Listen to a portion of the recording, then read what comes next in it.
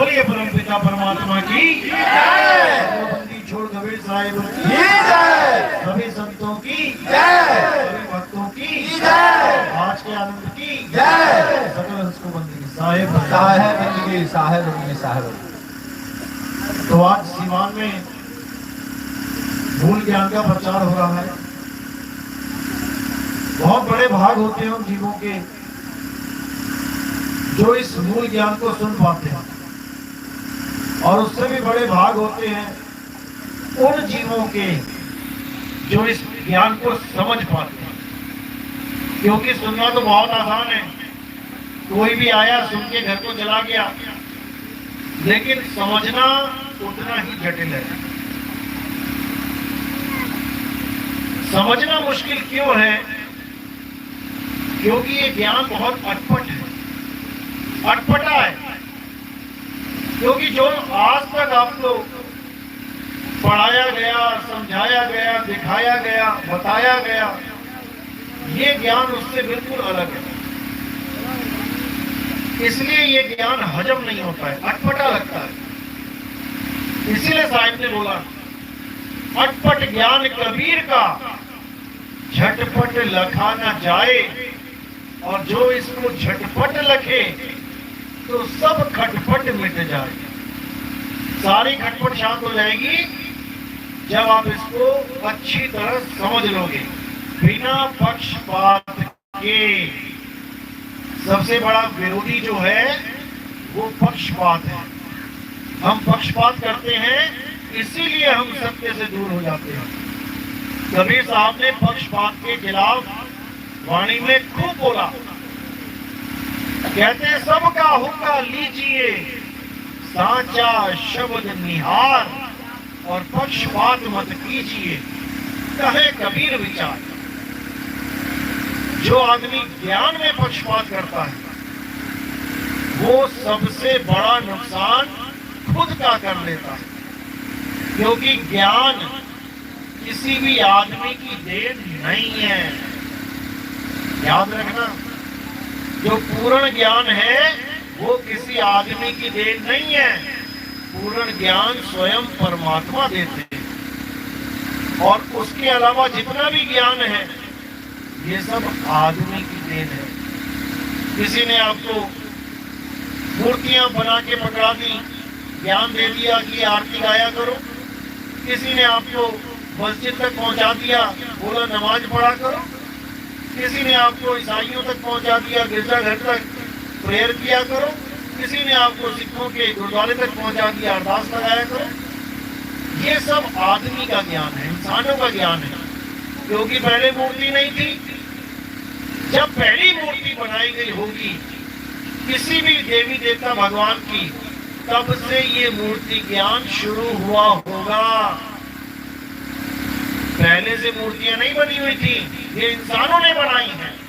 और आज कौन बनाता है? आज कोई भगवान थोड़ी नहीं बनाता है, आज भी इंसान ही बनाता है। अभी दुर्गा जी का कोई त्योहार आ जाए, देखो सड़क के किनारे दुर्गा ही दुर्गा नजर आएंगी। अभी गणेश जी का क्यों त्योहार आ जाए, देखो सड़कों के किनारे गणेश ही गणेश नजर आएंगे। क्यों? क्योंकि इंसान को पता है त्योहार आने वाला है, मैं जल्दी जल्दी 100, 150, 200 गणेश जी बना दूं, बिकेंगे तो मेरा घर चलेगा। ये कोई परमात्मा नहीं आया बनाने। तो इसीलिए जितना भी ज्ञान इंसानों के द्वारा दिया गया, जैसे किसी ने आपको दे दिया मंत्र राम राम जपो, किसी ने दे दिया मुसलमान ने अल्लाह अल्लाह जपो, किसी सिख ने दे दिया वाहेगुरु वाहेगुरु जपो, और किसी ईसाई ने कह दिया गॉड गॉड जपो। अब ये ज्ञान कब से शुरू हुआ? जैसे मूर्ति ज्ञान कब से शुरू हुआ? जब से पहली मूर्ति बनी। उसके बाद आज तक बंद नहीं हुई, बन ही रही है।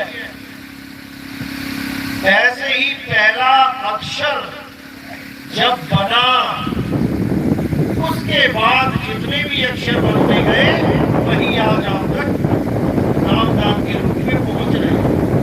कोई भी गुरु है, A to Z, हिंदू हो, मुसलमान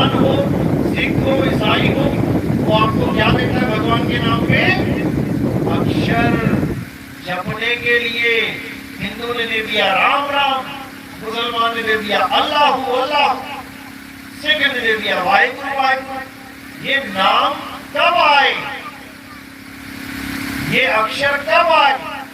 तो ये नाम कब आए? जब इंसान ने अक्षर बनाए। अक्षर बनाने के बाद ये सारे नाम बन गए। अगर ये अक्षर ना होते, अगर इंसान ये अक्षर बनाता ही ना, तो एक भी नाम इस दुनिया में जपा नहीं जाता। इंसान ने मूर्ति बनाई, इसलिए मूर्ति घर घर तक पहुंची। इंसान ने अक्षर बनाए, इसलिए अक्षर घर घर तक पहुंचे। अगर मिट्टी ना होती तो कोई मूर्ति ना बनती, और अगर अक्षर ना होता तो कोई नाम नहीं बनता। अब ये तो हो गया इंसानों का ज्ञान। अब परमात्मा का क्या ज्ञान है? परमात्मा का ज्ञान है जो ना जन्मता है, ना मरता है, ना बनता है, ना बिगड़ता है। वो है मालिक का ज्ञान, उसी को मूल ज्ञान कहते हैं। इसके अलावा जो भी मंत्र जंत्र तंत्र आप जप रहे हो, ये मूल ज्ञान नहीं है। ये कौन सा ज्ञान है? ये पवित्र ज्ञान है, जिसके द्वारा यानी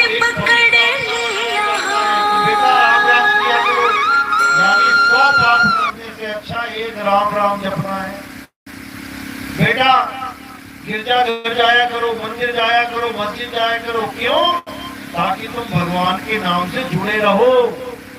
वहां पे भगवान नहीं है, लेकिन भगवान का नाम तो है। मंदिर में जाके भले राम जी नहीं मिले, उनकी फोटो मिली, मूर्ति मिली, लेकिन कम से कम राम राम का नाम तो लिया। इसलिए बुरा वो भी नहीं है, लेकिन पूर्ण नहीं है। पूर्ण क्या है? हमने इस पे विचार करना है। पूर्ण वो है जिसको घटाया और बढ़ाया ना जा सके। जैसे 100 का नोट पूर्ण है, उसमें तुम 1 रुपया घटा दोगे या 1 रुपया बढ़ा दोगे तो वो 100 नहीं रहेगा, पूर्णता भंग हो जाएगी। इसी प्रकार पूर्ण क्या है? यह आत्मा ही पूर्ण है। यह आत्मा ही पूर्ण है। इसी आत्मा का सारा खेल है। गीता में भी बोला गया, हे अर्जुन, इस दुनिया में 2 प्रकार के तत्व हैं, एक असत तत्व और एक सत्य तत्व। असत तत्व तो शरीरों को जानो, और सत्य केवल एक है, वो भी सारे संसार के लिए। ऐसा नहीं कि वो हिंदुओं का अलग है और मुसलमानों का अलग है, सिखों का अलग है, ईसाइयों का अलग है। नहीं, सत्य यानी परमात्मा एक है, लेकिन उसको कोई पहचान नहीं पा रहा है। इसीलिए दुविधा में है, इसीलिए बार बार जन्म रहे हैं, मर रहे हैं, बार बार 1,84 में भटक रहे हैं। क्योंकि सतयुग बीत गया, त्रेता बीत गया, द्वापर बीत गया, कलयुग आ गया, लेकिन आज भी हम मुक्त नहीं हुए। क्यों नहीं हुए? क्योंकि हमने वो काम किए सतयुग द्वापर त्रेता में जो इंसानों के द्वारा ज्ञान दिया गया था, उसको पकड़ के बैठे रहे। ये यज्ञ हवन किसने बनाए? इंसानों ने, ऋषियों मुनियों ने। ये जप तप किसने बनाए? इंसानों ने। ये जितने भी तीर्थ मूर्त किसने बनाए? इंसानों ने। सतयुग में हम मंत्र जपते रहे, यज्ञ करते रहे, मुक्ति नहीं हुई। आ गए त्रेता में। त्रेता में भी हम यही काम करते रहे, पूजा पाठ करते रहे, मंत्र जपते रहे, यज्ञ करते रहे। आ गए द्वापर में, मुक्ति फिर ना मिली। द्वापर में भी यही कुछ किया, द्वापर में भी मुक्त नहीं हो पाए। देखो आगे कलयुग में आप लोग यहाँ बैठे हो, ये प्रमाण है कि आप मुक्त नहीं हो पाए। पिछले जन्मों में आपने जो कुछ किया उसकी वजह से मुक्ति नहीं मिली। और अगर वही काम इस जन्म में कर दोगे तो फिर मुक्ति नहीं मिलेगी। और अभी क्या कर रहे हो? वही कर रहे हो जो पहले करते आए हो। नाम जाप, गुरु से नाम ले लिया, जपना शुरू कर दिया, अजर नाम, अमर नाम, ये नाम, वो नाम। और कबीर साहब क्या कहते हैं? वो को कहां ढूंढे रे बंदे, मैं तो तेरे पास में, खोजी हो तुरंत मिल जाऊं, एक पल की तलाश में। और मना कहां कर रहे हैं? कहां नहीं खोजना है? नाम जप में, नाम जप में। कौन कौन जपता है नाम? हाथ खड़े करो। नाम कौन जप रहा है गुरु से लेके? नहीं जपते, लेना ही बेकार हो गया फिर तो। गुरु से नाम लेके कौन जप रहा है? अरे गुरु किस किसने बनाया? हाथ तो खड़े कर दो। देखो 90% लोगों ने गुरु बना रखा है और जब ये रहे नहीं, हाथ नहीं खड़ा करते। अब गुरु बैठे होंगे कहेंगे है बेटे वो ऐसा चेला बना लिया, नाम ही नहीं जपता। लिया क्यों था? नाम जपने के लिए लिया था ना, तो हाथ तो खड़ा कर देगा कोई। लेकिन साहिब मना कर रहे हैं कि नाम है जप में, नाम है तप में, और ना एकांत निवास में। वो तो कहां ढूंढे रे बंदे, मैं तो तेरे पास में। अब जो मना किया जा रहा है वही हमसे करवाया जा रहा है। कबीर साहब कह रहे हैं नाम है जप में, किसी नाम को मत जपना। क्यों? क्योंकि अगर तुम कोई भी नाम जपोगे तो वो होठ, कंठ, जीभ, इन श्वासों का काम होगा, इससे सूरत स्थिर नहीं हो सकती। जो ये नकली नाम है, नकली नाम का मतलब होता है जो होठों से, कंठ से, जीभ से, श्वासों से जपे जाते हैं, वो नकली नाम है। और असली नाम क्या है? जिसको बोलने में कंठ भी नहीं लगता, जिसमें श्वासों का कोई काम नहीं, होठ का, जीभ का कोई काम नहीं। तो कहते हैं होठ कंठ लागे नहीं और जीभ्या नहीं उच्चार, गुप्त वस्तु जो लखे सो निज हंस हमारा। गुप्त वस्तु, वस्तु को पाना है, ना कि वस्तु के नाम जपने हैं। जब प्यास लगती है तो कौन सी वस्तु पीते हो? एक वस्तु है जो घर घर में पड़ी है, घर घर में है वो वस्तु। प्यास लगती है, क्या है वो वस्तु? पानी। अब जिसको प्यास लगती है ऐसा कौन है जो पानी पानी जपता है पहले 1 घंटा? जपता है कोई? कोई नहीं जपता। क्यों? क्योंकि वस्तु का ज्ञान है कि प्यास लगी है, जाओ बेटा घड़े में से पानी पी ले। प्यास लगी है, जाओ बेटा फ्रिज में से पानी ले लो। क्योंकि वस्तु का ज्ञान है। और वस्तु का ज्ञान ना हो तो क्या करोगे? तो जैसा कोई बोलेगा वैसा करोगे। तुम किसी घर में चले गए, अनजान घर में, तुम्हें प्यास लगी तो पूछोगे अम्मा पानी कहाँ है? बेटा सीधी चली जा, वहां से दाईं तरफ को मुड़ जाना, वहां से बाईं तरफ मुड़ जाना, वहां से दाईं तरफ मुड़ जाना। जैसे वो बोलेगी जाओगे कि नहीं जाओगे? प्यास लगी है, अब जाना पड़ेगा। इसी प्रकार जब हम परमात्मा को ढूंढते हैं, परमात्मा कहाँ है? घट में। घट घट मेरा साइया सोनी सेजना कोए, और बलिहारी का प्रगट होए। अब परमात्मा कहाँ है? पानी की तरह घट घट में है। जैसे घर घर में पानी है, आपको प्यास लगती, पड़ोसी के थोड़ी ले जाते हो, अपने ही घर में रखा हुआ है, भर लेते हो सुबह सुबह।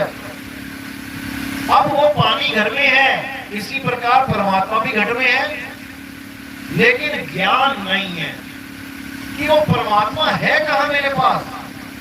अब जाते हैं गुरु के पास। अब एक अनाड़ी जिसको ये नहीं पता कि परमात्मा कहां है तो पास में, दूसरे अनाड़ी के पास जा रहा है और वो अनाड़ी क्या बता रहा है? बेटा राम राम जपो। क्यों बोला जपने को? क्योंकि उसको भी नहीं पता कि वस्तु उसके पास है। जब वस्तु हमारे पास होती है तो जपा नहीं जाता। किस किस के मोबाइल है जेब में। जब वस्तु मेरे पास है और मुझे वस्तु चाहिए तो जेब में से निकालूंगा कि मोबाइल मोबाइल मोबाइल जपूंगा? जिसके पास पैसे हैं दुकान जाएगा तो पैसे निकालेगा कि पैसा पैसा जपेगा? इसीलिए कबीर साहब ने कहा नाम है जप में। पानी पड़ा है घड़े में, तुम्हें पता नहीं और तुम बैठ के पाती मार के पानी पानी पानी पानी साल साल 2-2 साल 10-10 साल जपते हो। ऐसे पानी नहीं मिलेगा। पानी मिलेगा जब भेदी सतगुरु मिल जाएगा। वो बताएगा बेटा यहां मत ढूंढना वहां मत ढूंढना, वो सामने लाल रंग की ब्रिज है, दिखेगा तो दरवाजा ही। लेकिन जब तुम दरवाजा खोलोगे अंदर 10 बोतलें पड़ी होंगी, जितना मर्जी पी लेना। जब फ्रिज के पास जाते हो तो बोतलें थोड़ी नहीं दिखाई देती, क्या दिखता है? दरवाजा। लेकिन तुम दरवाजा खोलना जानते हो, इसलिए तुम पानी तक पहुंच जाते हो। इसी प्रकार भेदी सतगुरु तुम्हारी ही वस्तु का ज्ञान तुम्हें दे देता है। वस्तु ढूंढने के लिए बाहर नहीं जाना पड़ता। कस्तूरी कुंडल बसे मृग ढूंढे वन माही, ऐसे रमता राम है ये दुनिया जाने नहीं।